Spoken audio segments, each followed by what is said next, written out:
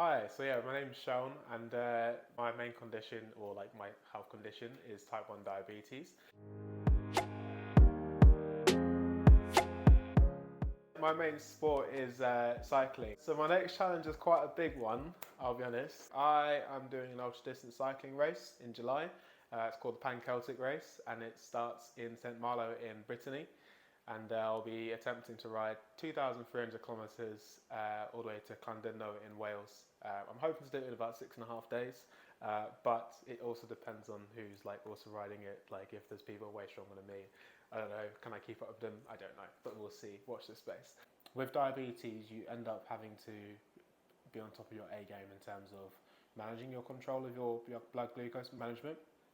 And what that means is that you've always got to be on top of your nutrition, and then also on the other side of it is how you administer your insulin.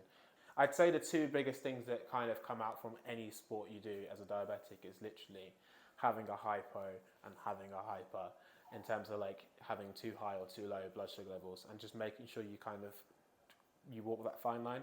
Diabetes kind of underpins, or like kind of just controls everything that you do as a sports person. You can still do whatever you want to do, but like it will add like a series of complex challenges that you'll figure out on the, like eventually at some point.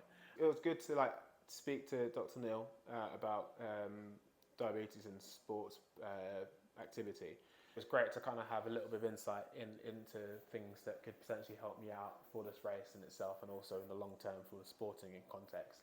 So the thing that I find the most annoying thing about having diabetes and riding my bike for multiple days is when my insulin sensitivity changes. You wish it'd just be this constant rate, like on a graph, like it'd just be straight line, but it's not really possible. After like the first or second day, it just tends to just throw you off. And I've had days where like I've had hypos, in the fours and fives and stuff like that, of just constantly being out of sync. Speaking to Dr. Neil today was great in the sense that someone who understands that no single person's diabetes is ever the same, just kind of seeing what other options there are out there. So for example, things such as like adjusting my insulin rates a little bit more than I probably should do. And then also just like also reading different types of resources that have now just been sent, which are great in terms of management of exercise. Just because there's different types of dynamics to it, so things such as strength and conditioning, and also like riding a bike for 15 hours in a day, because who wants to do that?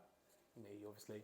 But like, yeah, there's like all sorts of things that kind of have come out of this talk, and yeah, it's insightful, and I'm hoping that in the next couple of weeks or so, I can speak to my main hospital trust, and see if I can get the monitors that I need potentially, just to kind of give me that kind of sense of security. So it'd be interesting to see how I kind of get on in the next month or so.